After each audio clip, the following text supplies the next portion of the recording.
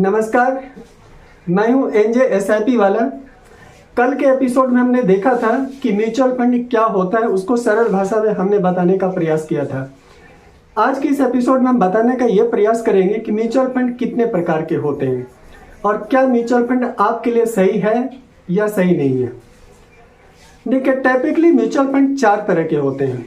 सबसे पहला जो कैटेगरी होता है, जो कि सबसे पॉपुलर कैटेगरी है, वो कैटेगरी है equity oriented, means equity mutual fund. Equity mutual fund का तात्पर्य यह होता है कि हम जो भी पैसे इन्वेस्ट करते हैं, हमारा जो भी उसमें इन्वेस्टमेंट अमाउंट है, हम कंपनी के पार्ट ओनर हो जाते हैं, उसके कंपनी के एक हिस्सेदार हो जाते हैं और कंपनी के ग्रोथ का भी हम हिस्सेदार हैं और कंपनी के डाउनफॉल का भी हिस्सेदार है।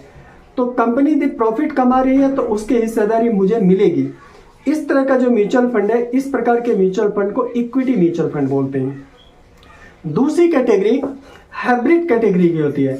हाइब्रिड कैटेगरी में क्या होता है कि उसका लगभग 35% जो अमाउंट होगा वो फिक्स्ड एसेट में लगा रहता है, मीन्स गारंटेड रिटर्न की ओर रहता है, और दूसरे जो शेष 65% होता है वो इक्विटी में रहता है।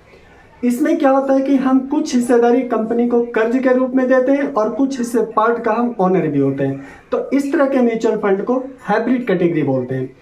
तीसरी कैटेगरी होती है डेब्ट कैटेगरी। डेब्ट में क्या होता है, हमको कंपनी के ओनरशिप से कोई मतलब नहीं है, कंपनी के प्रॉफिट लॉस से कोई मतलब नहीं है।